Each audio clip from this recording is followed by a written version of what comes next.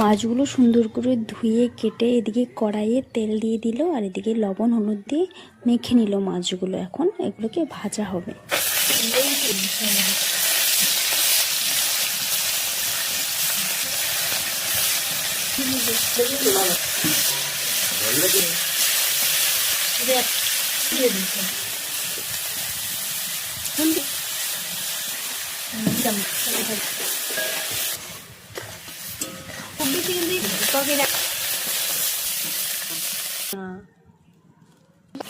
আমি কালো জিটা পুরো এটা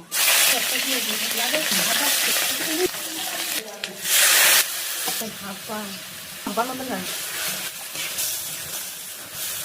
করা লাগবে না।